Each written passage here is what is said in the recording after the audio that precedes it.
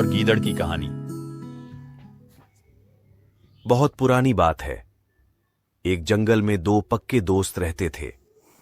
एक था गीदड़ और दूसरा था ऊंट।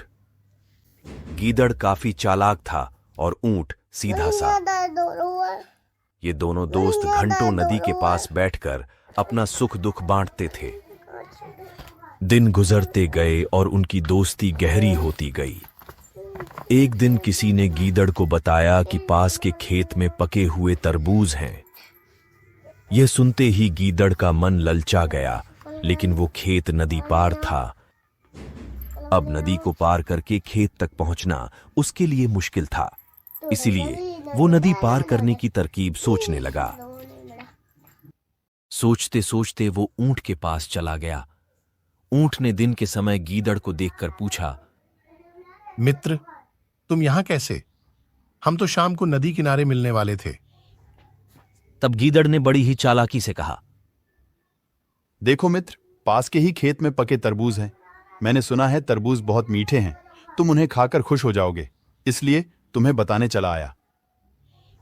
ऊंट को तरबूज काफी पसंद था। वो बोला, वाह, मैं अभी उस गांव में जाता हूं। मैंने बहुत समय से तरबूज नहीं खाए हैं। ऊंट जल्दी जल्दी नदी पार करके खेत जाने की तैयारी करने लगा। तभी गीदड़ ने कहा, दोस्त, तरबूज मुझे भी अच्छे लगते हैं, लेकिन मुझे तैरना नहीं आता है। तुम तरबूज खा लोगे तो मुझे लगेगा कि मैंने भी खा लिए। तभी ऊंट बोला, तुम चिंता मत करो, मैं तुम्हें अपनी पीठ पर बैठाकर नदी पार करवाऊंगा। फिर साथ में मिलकर तरबूज खाएंगे। ऊंट ने जैसा कहा था वैसा ही किया। खेत में पहुंचकर गीदड़ ने मन भरकर तरबूज खाए और खुश हो गया। खुशी के मारे वो जोर जोर से आवाजें निकालने लगा।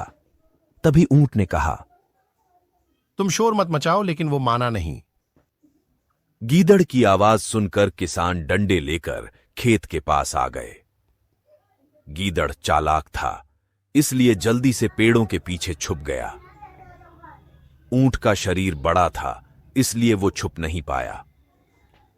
किसानों ने गुस्से के मारे उसे बहुत मारा। किसी तरह अपनी जान बचाते हुए ऊंट खेत के बाहर निकला। तभी पेड़ के पीछे छुपा गीदड़ बाहर आ गया। गीदड़ को देखकर ऊंट ने गुस्से में पूछा, तुम क्यों इस तरह चिल्ला रहे थे? गीदड़ ने कहा कि मुझे खाने के बाद चिल्लाने की आदत है, तभी मेरा खाना पचता है। इस जवाब को सुनकर ऊंट को और गुस्सा आ गया। फिर भी वो चुपचाप नदी की ओर बढ़ने लगा। नदी के पास पहुंचकर उसने अपनी पीठ पर गीदड़ को बैठा लिया। इधर ऊंट को मार पड़ने से मन ही मन गीदड़ खुश हो रहा था। उधर नदी के बीच में पहुंचकर ऊंट ने नदी में डुबकी लगानी शुरू कर दी। गीदड़ डर गया और बोलने लगा, ये क्या कर रहे हो? ऊंट बोला, मुझे कुछ खाने के बाद उसे हजम करने के लिए नदी में डुबकी मारनी पड़ती है। गीदड़ को समझ आ गया कि ऊंट उसके किए का बदला ले रहा है। बहुत मुश्किल से गीदड़ पानी से अपनी जान बचाकर नदी किनारे पहुंचा। उस दिन के बाद से गीदड़ ने कभी भी ऊंट को परेशान करने की हिम्मत नहीं की।